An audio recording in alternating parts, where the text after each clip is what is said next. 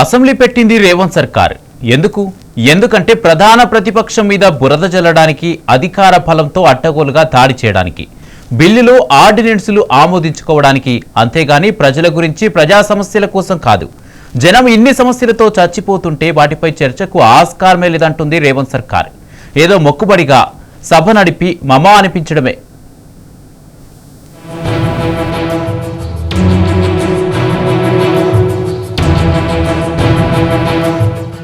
Assembly సమావేశాలను Congress party ప్రహసనంగా మార్చేసిందా?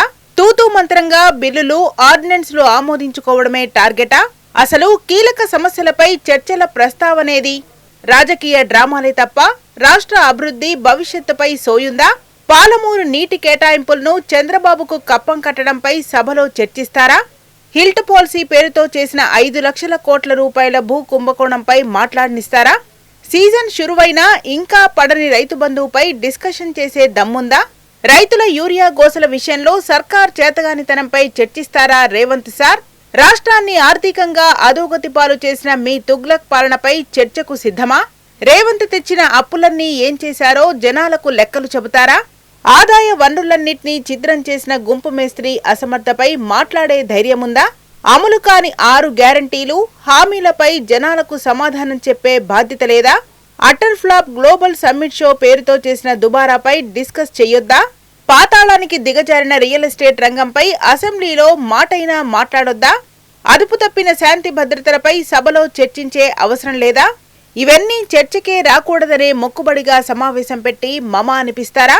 BRS party యొక్క ప్రధాన అంశం పాలమూరు రంగారెడ్డి యొక్క అంశాన్ని ఇప్పటి వరకు కూడా ప్రభుత్వం ఇలాంటి సమానం చెప్పలేదు.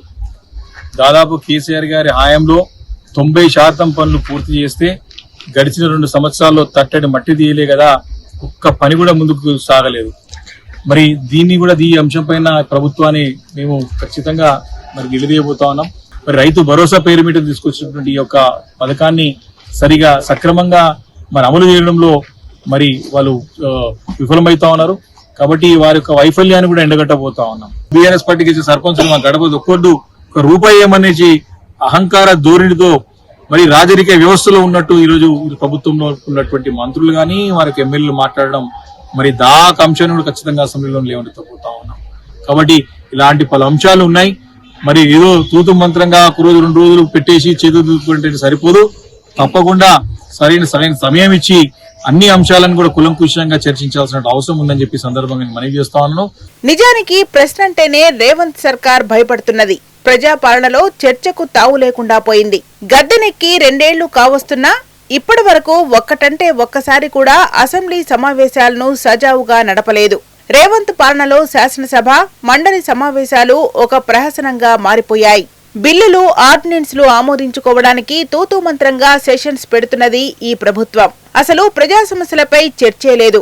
రాజకీయ డ్రామాలు తప్ప రాష్ట్ర అభివృద్ధి భవిష్యత్తుపై రేవంత్ సర్కార్కు సోయిలేదు. పరిపాలనా లోపాలపై సభలో చర్చ పెట్టే సాహసం లేదు ఈ ముఖ్యమంత్రికి. నిలదీస్తే నిర్బంధం, ప్రశ్నిస్తే పాపం. మాట్లాడితే కేసీఆర్ సభకు రావాలని ప్రగల్భాలు పలుకుతున్నాడు రేవంత్ రెడ్డి. రాష్ట్రానికి రేవంత్ చేస్తున్న జలద్రోహాన్ని నిలదీస్తూ కేసీఆర్ పెట్టిన ఒక్క ప్రెస్ మీట్ కే సర్కార్కు వణుకు పుట్టింది. ఆ ఫస్టేషన్ లో కోస్గి సభలో కేసీఆర్ తో పాటు కేటీఆర్, హరీష్ రావు టార్గెట్ గా అడ్డమైన భాషలో రేవంత్ రెడ్డి అడ్డగోలు వాగుడు. 37 అంశాలండి. 37 అంశాలు. సుపరిపాలన నుండి మొదలుకుంటే హైదరాబాద్ విజన్ 2030 జాబ్ క్యాలెండర్, ఆ హైదరాబాద్ విజన్ కాస్త 2047 అయింది, అది వేరు ముచ్చట. ఇకపోతే నేను అడుగుతా ఉన్నాను రేవంత్ రెడ్డి గారిని, ఇప్పటి వరకు పబ్లిక్ డొమైన్లో ఎన్ని ప్రజా దర్బార్లు నిర్వహించిండ్రు, ఎంతమందికి ప్రజా దర్బార్లో సేవలు అందించిండ్రు, వాళ్ళ సమస్యలు పరిష్కరించిండ్రు అని చెప్పని సమాచారం బయట లేదు. నేను అడుగుతా ఉన్నాను రేవంత్ రెడ్డిని, ఎప్పుడు ఇస్తావా మహిళలకు 2500 రూపాయలు ఎప్పుడు ఇస్తావు? ఇవ్వగలుగుతావా? ఇవ్వలేవా? ఇవ్వలేకపోతే చంపలని వేసుకో అసెంబ్లీలో. మరి తర్వాత 500 రూపాయలకే గ్యాస్ సిలిండర్ అన్నాడు. ఇవాళ దాదాపు సగం మంది మహిళలకు కూడా పూర్తి స్థాయిలో ఈ పథకాన్ని అమలు చేస్తున్నట్టుగా దాఖలాలు లేవు. రైతు భరోసా అయితే చెట్ల మీద ఇస్తార్లు కొట్టినట్టే కొట్టిండండి. రైతులకు, కౌలు రైతులకు ఎకరానికి 15,000 రూపాయలు అన్నాడు. పెద్ద ఎత్తున రైతులు వాళ్ళు పండించిన పంటను అమ్ముకునేటువంటి దుర్మార్గమైన పరిస్థితి. ఇక 200 యూనిట్ల ఉచిత విద్యుత్తు పూర్తి స్థాయిలో అమలు కావట్లేదు. ఇందిరమ్మ ఇళ్ల పథకం పూర్తి స్థాయిలో అమలు కావట్లేదు. ఇన్ని వాగ్దానాలు చేసి మోసం చేస్తుంటే ప్రజల పక్షాన తప్పనిసరిగా కేసీఆర్ గారి యొక్క ఆలోచనల మేరకు పెద్ద పోరాటం చేస్తాం. కేసీఆర్ ఒక్క ప్రెస్ మీట్ పెడితేనే రేవంత్ ఫ్రస్ట్రేషన్ పీక్ కు చేరింది. మరి అటువంటి కేసీఆర్ సభకొస్తే తట్టుకునే దమ్ముందా? అసలు ఇప్పటి వరకు 2 ఏళ్లలో ఒక్కసారైనా శాసనసభను సక్రమంగా నడిపిన దాఖలా ఉందా? ఇప్పుడు కూడా ఏదో బిల్లుల ఆమోదం కోసం సెషన్స్ పెడుతున్నారు. కానీ ప్రజా సమస్యలపై చర్చించే బాధ్యత రేవంత్ సర్కార్కు లేదు. పాలమూరు కేటాయింపులు, రాష్ట్రానికి జరుగుతున్న జలద్రోహంపై సభలో చర్చించే దమ్ముందా ప్రభుత్వానికి?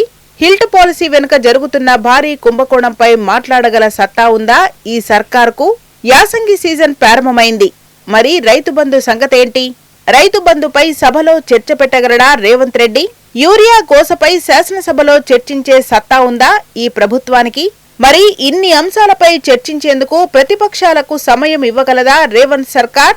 దమ్ముంటే చర్చకు సిద్ధమా అని ప్రశ్నిస్తోంది ప్రధాన ప్రతిపక్షం బీఆర్ఎస్.